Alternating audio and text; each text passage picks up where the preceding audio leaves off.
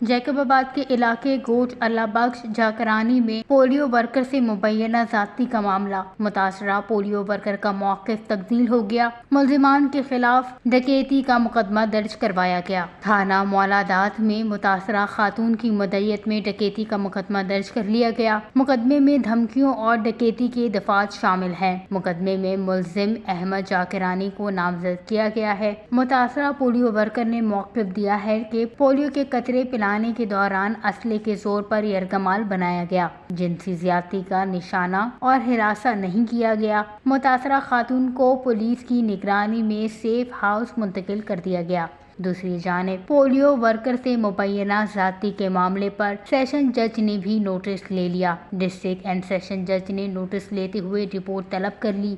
Session جج نے 13 ستمبر کو S S P, D H O اور ایس ایچ او کو پیش ہونے کا حکم دے دیا۔ ایس ایس پی سے پولیو ورکر کو ملنے والی سیکیورٹی اور اہلکاروں کے نام سمیت پیش ہونے کا حکم دیا گیا۔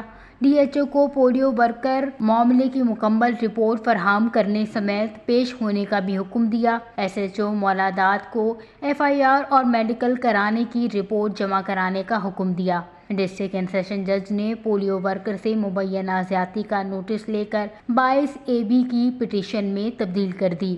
یاد رہے کہ گزشتہ روز تھانہ مولادات کے علاقے گاؤں اللہ بخش جاکرانی میں پولیو کے خاتمے کے لیے قطرے پلانے کے لیے جانے والی خاتون پولیو ورکر کو مبینہ زیادتی کا نشانہ بنانے کا واقعہ پیش آیا تھا، جس پر وزیر اعلیٰ سندھ نے واقعے کا نوٹس لے کر رپورٹ طلب کر لی تھی۔